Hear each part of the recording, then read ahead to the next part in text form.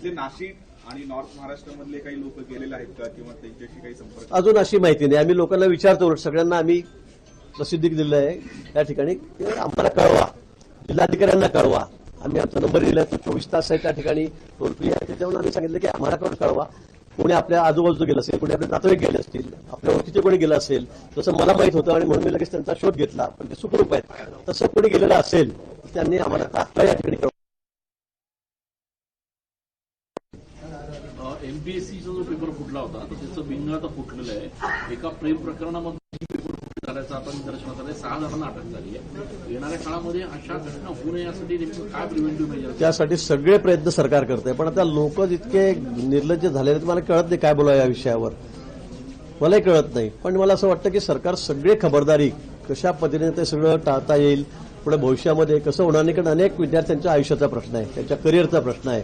आणि मग मला वाटतं की त्या संदर्भामध्ये केंद्र सरकारही अतिशय गंभीर, आपण बघितलं असेल मागे नीट असेल, सीटीचा असेल, पेपर फुटल्यानंतर किती काळजी त्या ठिकाणी घेण्यात आलेली आहे.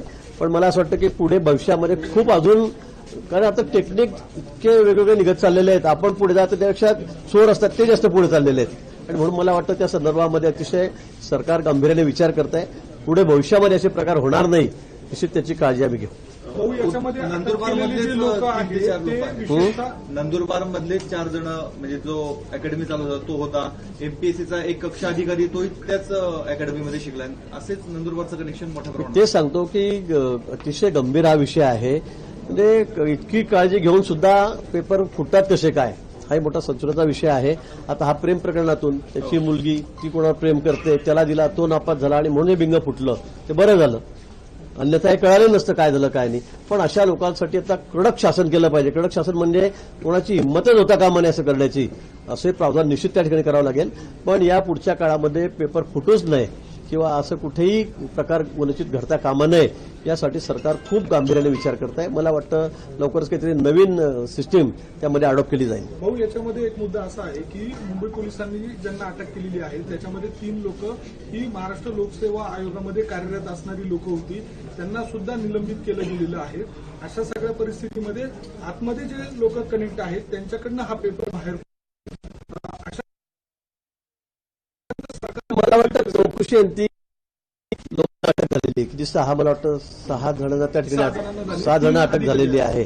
त्या 3 अधिकारी आहेत. मला वाटतं आता त्यांच्याकडूनच माहिती मिळेल, कारण त्यांना सगळ्या पद्धतीने त्यांच्याकडून माहिती काढली पाहिजे. सरकार निश्चित चौकशी करतील.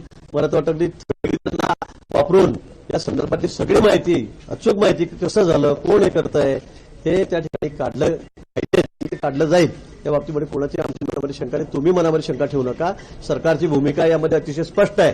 माननीय मुख्यमंत्री महोदयांनी स्पष्ट आदेश या बाबतीत दिलेले आहेत. मला वाटतं हे त्यांच्याकडूनच आपल्याला कळेल की नेमकं कसं झालंय, कशा पद्धतीने झालेलं आहे, त्यात कोण कोण सामील आहे, अजून सहभागी आहेत.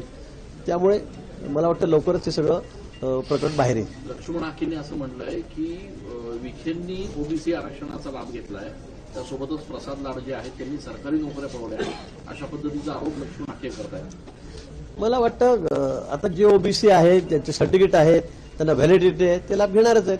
कोणी कशाचा लाभ घेतला, कोणी नाही घेतला हा विषय वेगळा आहे. पण मला असं वाटतं की ज्यांची व्हॅलिडिटी झालेली आहे, मग ती कुठली असेल, ओबीसीची असेल, कोणाची एसटीची आहे, कोणाची एससीची आहे, एनटीची आहे, मला वाटतं ते त्या ठिकाणचा लाभ घेतील.